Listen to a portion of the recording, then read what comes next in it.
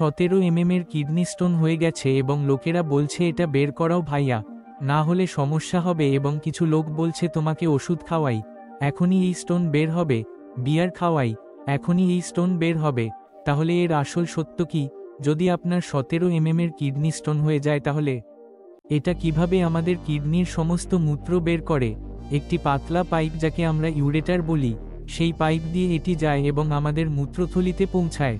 এই পাইপের প্রস্থ প্রায় 3 থেকে 4 মিলিমিটার হয়। ছোট পাথর বের করতে পারে, কিন্তু 17 mm ভাইয়া বের করতে পারে না।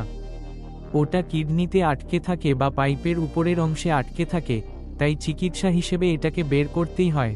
বের করার দুটি পদ্ধতি আছে। একটি হলো লেজার ট্রিটমেন্ট, যাকে আমরা RRS বলি। বিশেষ পথে স্ত্রীকে নিয়ে দুর্দিনে যাই, লেজার দিয়ে পাথর ভেঙে বের করে দেয়।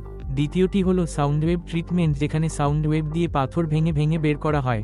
এরকম আরও ভিডিওর জন্য সাবস্ক্রাইব করে নাও বন্ধু।